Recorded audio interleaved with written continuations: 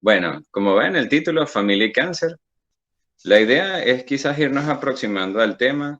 Espero que sea bastante cercano, porque algo que iremos discutiendo más adelante es también a veces cómo se maneja la información a raíz de un diagnóstico o cómo incluso es la vivencia en el contexto de la salud. Probablemente varía en la salud a nivel privado, pero hay unos enfoques bien particulares a nivel del sistema público. La familia la han intentado conceptualizar o se ha conceptualizado por diversos autores durante mucho tiempo. Y si hay ciertas palabras que pueden ser cercanas para nosotros y que en las cuales coinciden muchos autores, es que la entienden como una unidad social básica. Dentro de esa unidad social, pues está compuesta por personas que las pueden unir diferentes vínculos o lazos. Entre estos se encuentran de consanguinidad y de afinidad. Entonces ahí podemos englobar hermanos, cuñados, primos, tíos, esposos, hijos y cualquier otra cantidad de parentesco. Entra incluso lo que es la adopción. Pero ya que estamos dentro del área de la salud y dentro de lo que es el área de la salud mental, la idea es que tratemos de buscar siempre algunos autores que nos acerquen la información a la temática. Yo quizás lo pude conocer a este autor luego de un tiempo y quizás no sé si en Venezuela, por no decir en otras partes del mundo, se le pudo dar a conocer como merece. Y este autor se llama Manuel Barroso. Manuel Barroso es un psicólogo, representa lo que es la psicología social, fue jesuita y estudió durante muchos años la sociedad. De hecho, sacó varios libros en Venezuela. Uno de ellos fue La autoestima del venezolano, que fue como uno de los que hizo más resonancia. Y dentro de su enfoque, él, para poder llevar a sus estudios macro o de sociedad, contempló la familia como una unidad esencial y establece que es el punto de partida para el crecimiento en todas nuestras dimensiones. Dice o se puede extrapolar que ese de ser familia es una experiencia humana en donde van a intervenir un papá, una mamá y unos hijos. Por el mismo enfoque jesuita y sus creencias, insiste dentro de lo que podría ser en esta unión de papá y mamá. Sin embargo, incluso dice que, pues lo vamos a ir hablando, que este vínculo es un vínculo que se va fomentando y que tiene unas características específicas. Por lo tanto, también la realidad, y de las cuales seguramente él pudo constatar, de que habían figuras que estaban ausentes por distintas razones. Hay núcleos familiares donde el papá está ausente, otros donde algún familiar puede haber fallecido. Entonces, pero hace el énfasis porque incluso viene a incluir lo que es la característica genética, de que hay una información allí y que es una información vital e importante. Estos hijos van a estar vinculados en un triángulo. De hecho, él establece lo que es la teoría de la triangulación o la contempla, y dice a través del cual del hijo se ubica, se identifica, se vincula y se desempeña. Yo les quiero hacer énfasis quizás un poco en esta teoría y lo trato de graficar en una imagen. El establecer padre, madre, hijo o hija, si habláramos de una familia tradicional, básica, de un solo hijo o de una sola hija.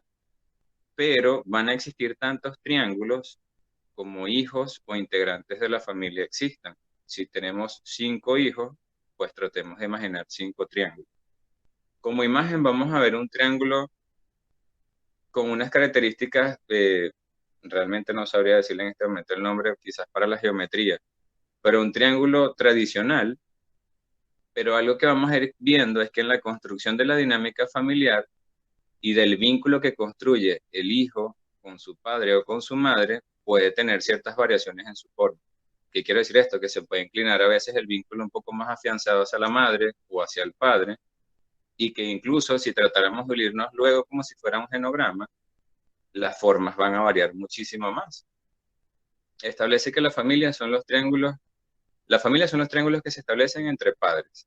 Nacen de una relación porque debe existir un contacto o un vínculo que es el que lo termina de desarrollar y darle ese sello particular a ese vínculo.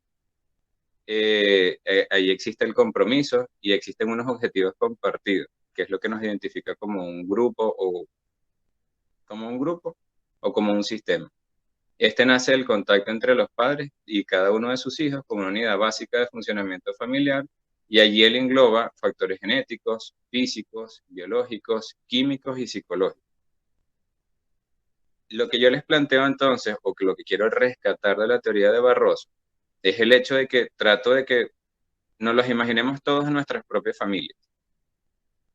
En nuestra familia podemos estar compuestos por 4, 5, 6, 7 hermanos, pueden haber hijos de matrimonios anteriores, pueden haber hijos compartidos en una relación de parejas anteriores y que ahora forman una nueva dinámica, un nuevo sistema familiar. Allí en nuestro sistema familiar pueden estar presentes abuelos, tíos, dentro de lo que es el marco de la convivencia. Y lo que les quiero quizás a que hagamos la reflexión cada uno de nosotros es, como hermanos nos llevábamos todos igual. Si de repente, en mi caso, bueno, son bastantes, pero por parte de papá yo tengo 11 hermanos. Yo no me llevo igual con mis 10 hermanos. Con algunos me llevo mejor, con algunos comparto un tipo de cosas, con otros elementos. Y a su vez, no todos nos llevamos igual con nuestro papá, ni todos nos llevamos igual con nuestra mamá. En ese sentido les planteaba que va a variar la forma de ese triángulo. Y en la medida que interactúen, que se compartan vivencias, informaciones, objetivos compartidos, como lo planteaba la teoría inicialmente, ese vínculo se va a ir afianzando y va a ser la expresión de nosotros. En ese sentido es donde él engloba en ese saco la parte genética, biológica, social, y todo ese componente, como si lo colocáramos en una licuadora, va a ser lo que somos nosotros. Porque incluso, en mi caso, mi padre falleció cuando estaba pequeño, existe un vínculo allí que ahí dentro de todo le da fuerza a ese elemento genético que está, que nos representa y que se expresa. Y que quizás si fuéramos a hacer ese ejercicio que les haya podido pasar a nivel familiar, algunas personas nos puedan haber dicho en algún momento que a pesar de que no hayamos compartido con esa figura, si fuera en el caso del padre, cuántas cosas parecidas tenemos a ellos. Incluso aunque el compartir haya sido hace años atrás, como en mi caso, que era pequeño, o si nunca conocimos a esa figura. Como sistema, entonces, buscamos desarrollar o contamos con una serie de herramientas y que tratamos de ir desarrollando también con ciertas vivencias para alcanzar lo que podamos llamar esa funcionalidad. Hace tiempo pudo haber estado de moda un poco lo que eran las familias disfuncionales o disruptivas.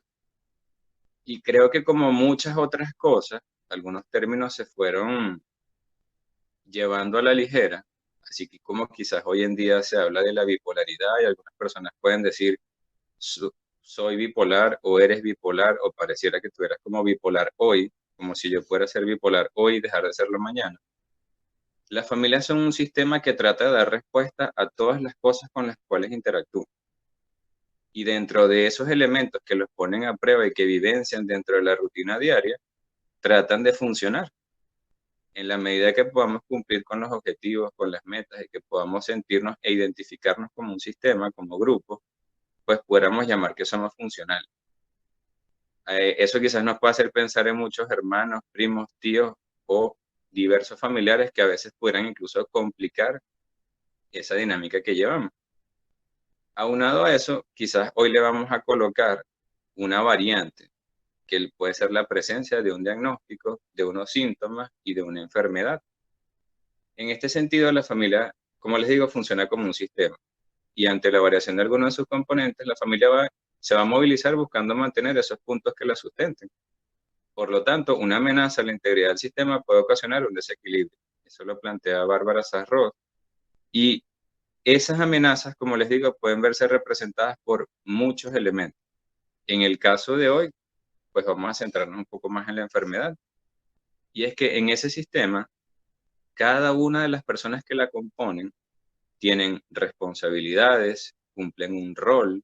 Si lo llevamos a esa familia tradicional, vamos a suponer esa familia tradicional de antes, de papá, mamá, un hijo o dos hijos, en el que de repente se podía concebir la idea de una mamá en casa y de hacer las labores de cuidadora de hogar. y de ese papá proveedor en su momento, ahí es donde vamos a ver incluso cómo se pueden ver afectados los roles. Si la presencia de la enfermedad se diera en alguno de esos adultos del sistema, si fuera en el caso de mamá, como esa mamá tradicional, les repito, que quizás estaba en casa y cuidaba de los hijos y atendía el hogar, si esa persona se veía afectada por unos síntomas o la presencia de un diagnóstico, el sistema se ve afectado completamente. Y si en este caso hubiese sido el padre como protector, como proveedor del hogar, pues a nivel económico y de muchas otras maneras también. Entonces, la enfermedad como un proceso, lo que quiero también mostrar es que es algo complejo y que va por fases. La enfermedad poco a poco va dando ciertos indicios a través de algunos síntomas y que empiezan a demostrar una convalecencia. Esa convalecencia va a haber comprometido entonces, va a amenazar a ese sistema y puede hacer incluso que se menoscabe la capacidad que tiene la persona de poder cumplir algunas cosas de esa rutina diaria. La persona entonces se traduce en un objeto eventualmente de cuidado y esas funciones, incluso esos roles o responsabilidades, a veces deben ser delegados en otras personas que integran ese sistema. Y va a depender la integración y el cómo lo vive el sistema, el significado que ésta tiene para la dinámica de la familia. Por eso les planteo que incluso lo complicado que ya es vivir como familia o como sistema, la presencia de un diagnóstico, pues va a tener unas características individuales y sociales que la hagan más compleja o menos compleja, si es que pueda ser menos compleja. Pero cuando les digo más compleja es que yo les mencioné inicialmente si quizás pudiera enfermar papá o pudiera enfermar mamá, pero si en este caso enfermar ahora uno de los hijos, y uno de los hijos entendiéndola entonces en una etapa infantil, tiene connotaciones para el sistema incluso igual o más devastantes, porque quizás ya no afecta al padre como proveedor, no afecta a la mamá como cuidadora o incluso en la actualidad como esa persona que incluso funge labores dobles que igual debe trabajar y sustentar económicamente y a la vez estar atenta a las cosas en el hogar, de cómo además se le complica teniendo a su hijo o a uno de sus hijos enfermo. En el caso de algunas enfermedades crónicas como el cáncer, es muy reiterado las complicaciones y que además no son de atención ambulatoria. Es decir, no es como una noche de fiebre, no es como ir y que te atiendan por consulta, te envíen unos tratamientos y luego vayas a un control a los 15 días o al mes, sino que por lo general la complicación de los síntomas se agrava a tal punto que debe salir del contexto e ir a los centros de salud. Y esos estadios en los centros de salud pueden ser cada vez más prolongados. Puede ser que en una primera complicación dures una semana, 10 días, 20 días, un mes, o incluso hay casos de personas que han durado mucho más.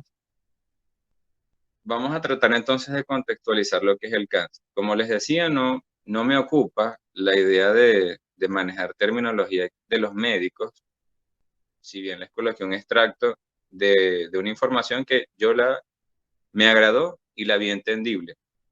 Y dice que inicialmente la oncología es una ciencia que se ocupa del estudio de los tumores y que se basa en la propiedad biológica de las células vivas en transformarse en cancerosas, escapando a los mecanismos de control fisiológico y desafiando a los de la metastasis. En este sentido, Sorianes y colaboradores citan a un doctor de apellido Cuedo y ellos mencionan que nuestros tejidos se desgastan de forma natural y por lo tanto ellos se van renovando. Y esto quiere decir que algunas células deben dividirse para proliferarse cada cierto tiempo. ¿Qué ocurre? Esta división debe suceder en un lugar preciso, en un tiempo exacto y en una cantidad justa. Lo que ocurre con el cáncer es que estos mecanismos de seguridad o fisiológicos fallan y el poder primitivo de la célula se libera en el caso de la proliferación. Por lo tanto, se desarrollan una proliferación de células en cantidades exacerbadas y que además la naturaleza de estas células compromete el sistema. ¿Qué ocurre?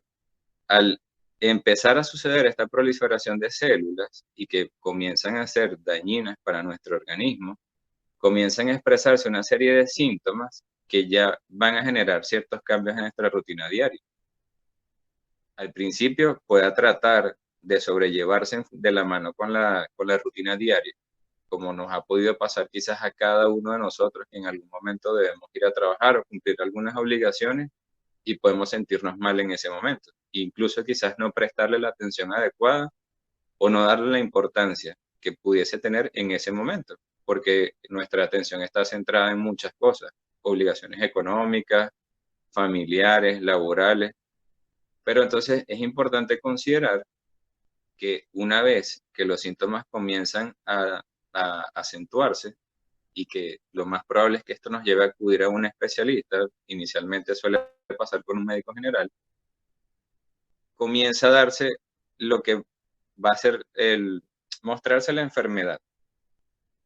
Algo que particularmente yo conversaba quizás con los pacientes en su momento, es que los médicos están formados para dar un diagnóstico y por lo general en una primera consulta suelen dar ciertos indicios de lo que podría ser, porque además mandan algunas series de estudios y esos estudios son para descartar diagnósticos o para acertarlos cada vez más. Entonces, plantea que cuando se hace consciente este diagnóstico es importante considerar el estadio de la enfermedad, los recursos interpersonales con los que cuenta esta persona y las estructuras de apoyo social. Y una de las cosas que se plantea es que no es lo mismo valorar a un paciente que acaba de ser diagnosticado de cáncer o hacerlo después de un largo tratamiento, como suele pasar con los ciclos de quimioterapia o con los procedimientos invasivos como la cirugía. Y incluso parte de la naturalidad de esta enfermedad es que tiene ciertas recaídas y que incluso el periodo de remisión es bastante largo. Y nada garantiza en su momento que no pudiese desarrollarse nuevamente. Por esto, Soriano y colaboradores describen que existen principalmente 4 reacciones emocionales ante la enfermedad del cáncer, que es la ansiedad, la ira, la culpa y la depresión. Al llegar esta amenaza al sistema, vivenciándolo el sujeto, pues puede ser muy devastador, porque vienen muchas cosas a la mente. O sea, desde la concepción que podamos tener como individuos o sociedad de lo que es el cáncer, que aunque haya podido variar por los avances de la ciencia, por la tecnología, por los centros de salud con todos los recursos que se puedan contar en la actualidad, el hecho de poder ir oportunamente, de ver todo lo que pudiera afectar en el sistema, suele o es de esperar que exista una reacción emocional y mayormente es de angustia, es de temor y es de miedo. Algo que incluso podemos considerar es que esta vivencia no la va a presentar nada más el sujeto, lo va a presentar también todo el sistema que le integra. Por eso intentamos integrar lo que es la vivencia familiar. Tavares y Sebastini plantean que pueden describirse diversas reacciones familiares ante la presencia del diagnóstico.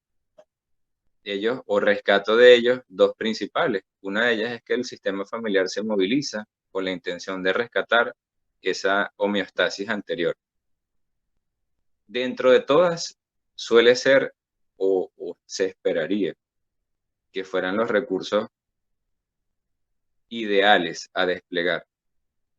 Casi siempre, y lo podemos ver expresado en los centros de salud o las veces que nos ha pasado como familia, que siempre algunos del sistema tratan de ser más diligentes o diligentes a su manera. Se delegan tareas, se realizan exámenes médicos, se acompaña al paciente, se trata de preguntar a los especialistas, de tener todos los recursos oportunos al momento.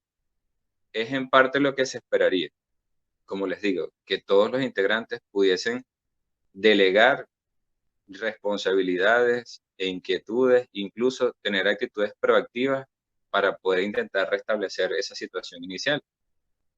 Sin embargo, como les digo, y quizás si van haciendo mente o tratando de retroceder un poco en el tiempo y evocar algunos recuerdos, ver de que no todo el tiempo es así.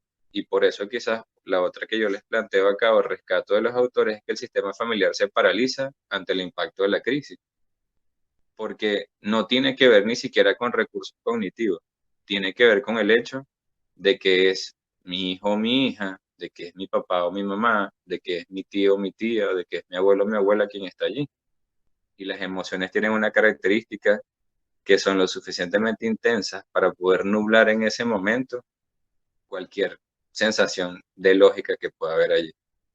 Entonces, también dentro de ese sistema, rescato la importancia que tiene de que algunas personas tengan la capacidad en ese momento de poder diligenciar y buscar de que sea de la manera más oportuna o más expedita.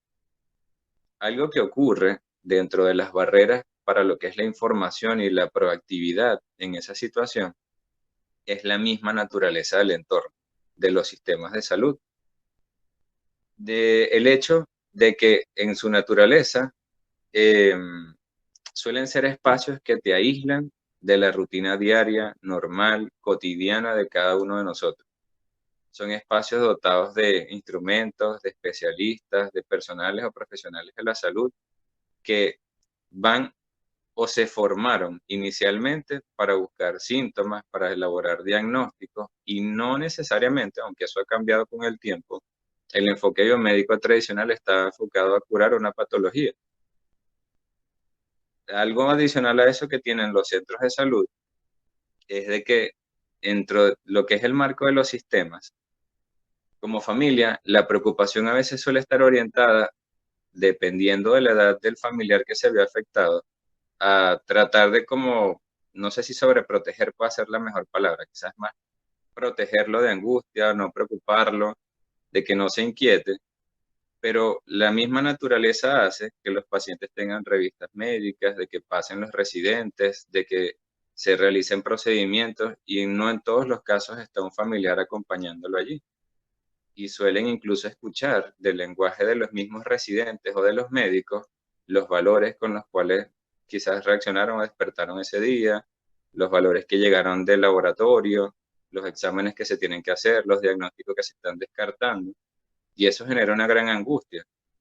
Incluso imagínense en este caso, por eso en la lámina anterior les colocaba una imagen de una niña, de que el sistema también puede verse afectado según la edad, como les decía anteriormente, de ese familiar.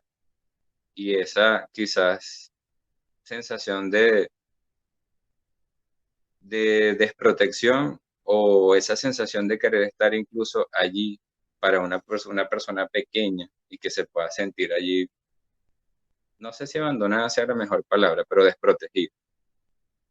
Aunado a ello, como les decía, está la vivencia familiar de ese proceso y que con el tiempo los médicos también se dieron cuenta de que esa red de apoyo puede ser de gran importancia, porque amerita conciencia del paciente, de la persona que presenta el diagnóstico, la conciencia de los procedimientos que se van a someter, del acompañamiento, porque en la rutina diaria las enfermeras ingresan básicamente a suministrar un tratamiento, a velar por las dosificaciones, por la realización de algunos exámenes, pero el resto o gran parte de ese tiempo que queda la persona allí no está asistida a menos de que esté un acompañante o un familiar que esté allí para atenderle. Existen entonces ciertas barreras en esa información. Como les digo, existe una ruptura temporal de su medio habitual de vida, ya no está en su casa, no está en su trabajo, se aleja de gran parte de su núcleo familiar y en ocasiones pues puede estar aislado, porque ante una complicación puede ser que ya no esté en un área de hospitalización o en un área de observación de emergencia, sino que tenga que ir a unos cuidados intermedios o incluso cuidados intensivos.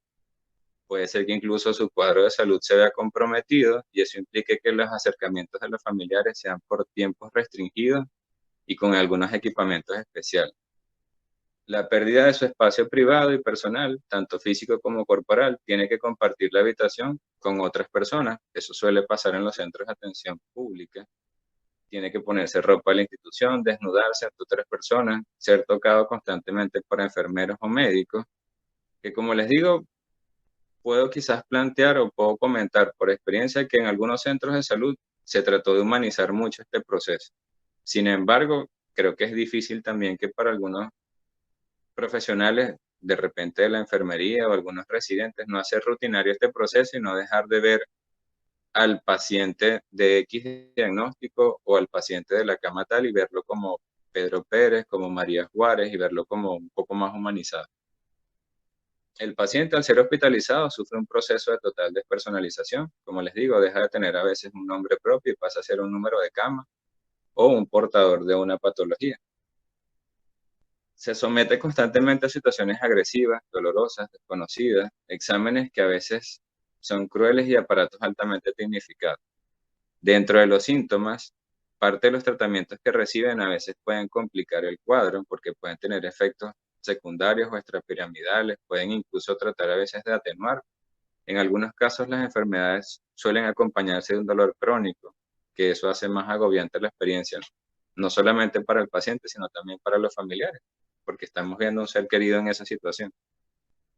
Cambiar de hábitos de alimentación y de horario. Básicamente, salvo que ese espacio tenga alguna ventana o contacto con el exterior, se vuelve un espacio atemporal en el que la persona no le puede, incluso si tiene largos periodos de hospitalización, ubicarse en tiempo y en espacio, salvo algunos patrones del día en las cuales llega el desayuno, se hace la revista médica, va al almuerzo, quizás un espacio dentro de lo que es el aseo personal, para luego hacer una cena que por lo general en los centros de salud es bien temprano y llega un espacio de gran vacío que va a ser el transitar de la noche.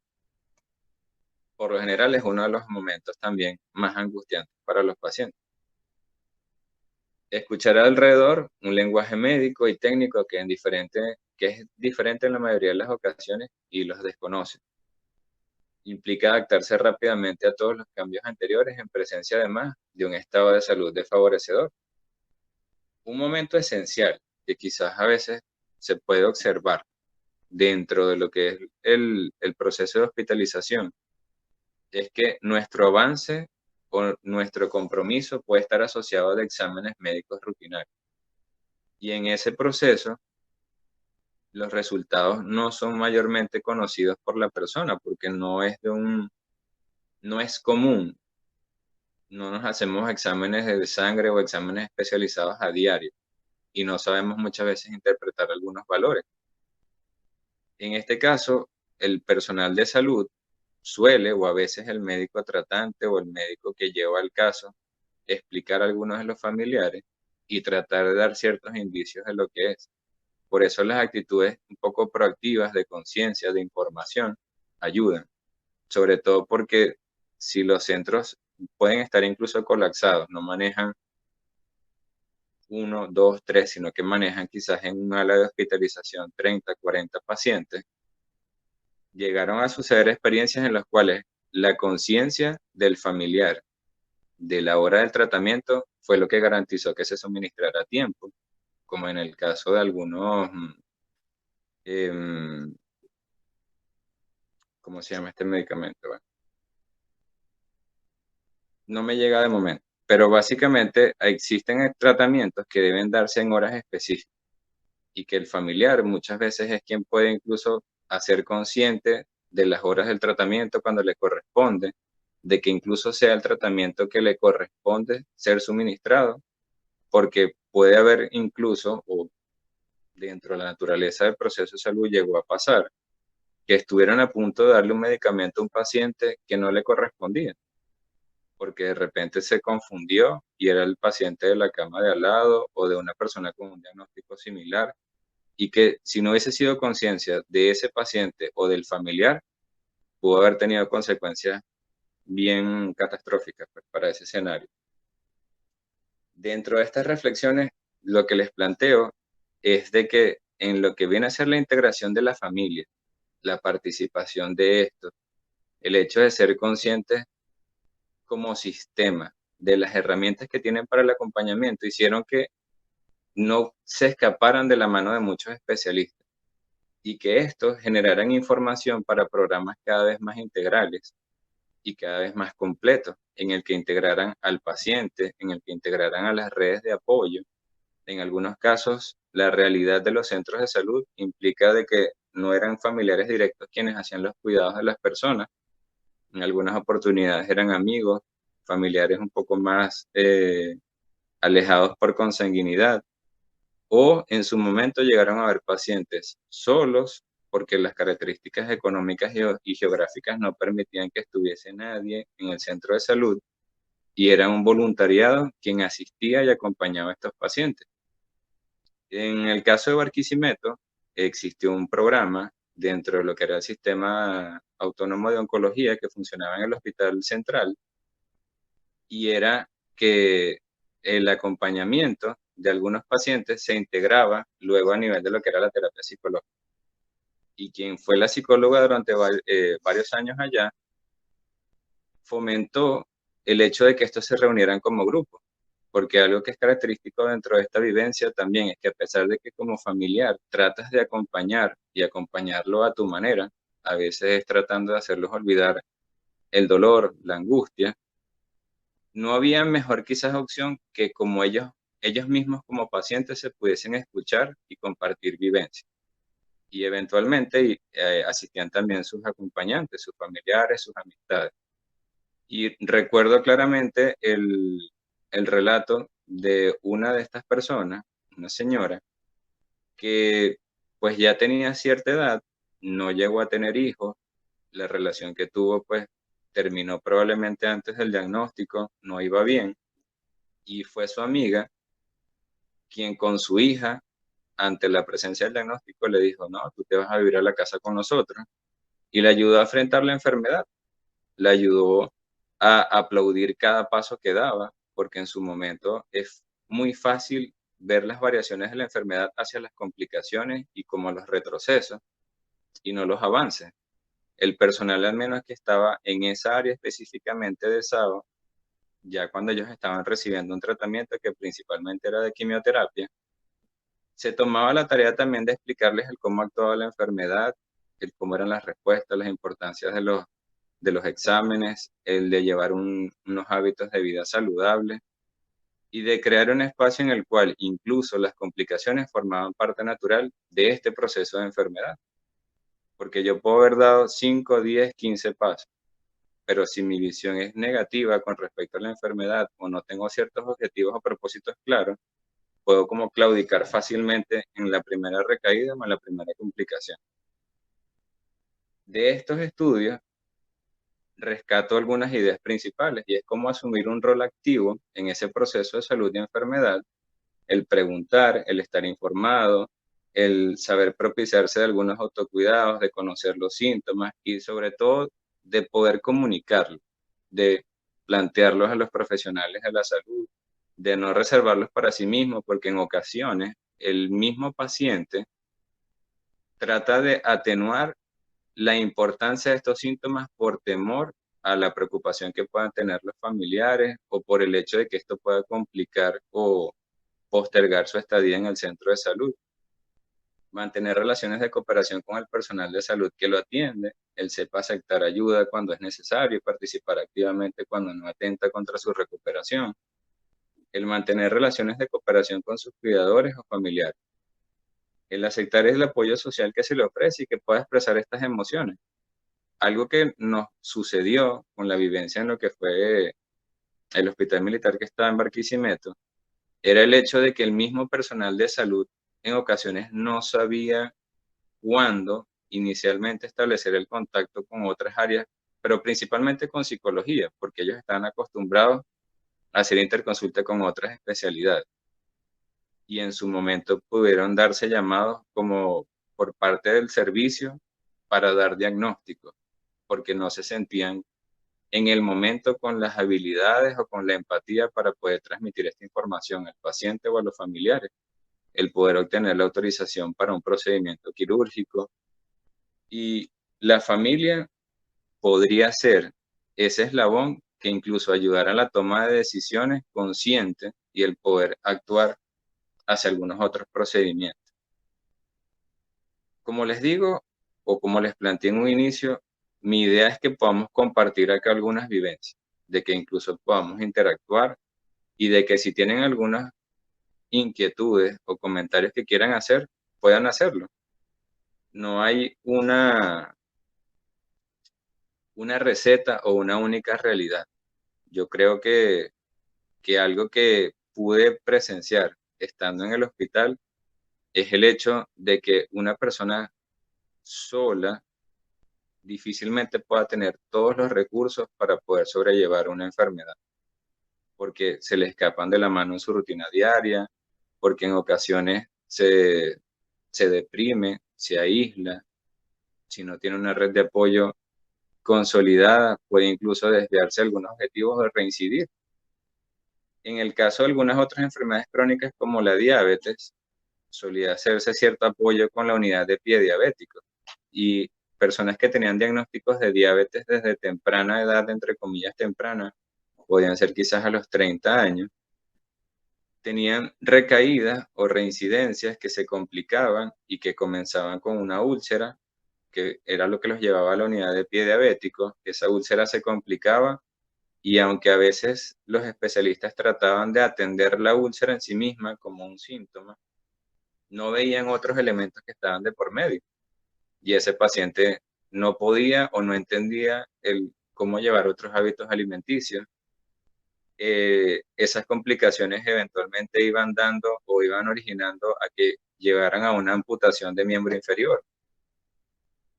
Cualquiera o algunos incluso residentes planteaban cómo una persona, después de una primera amputación, a los meses asistía al centro de salud porque ya tenía una úlcera en el otro miembro inferior.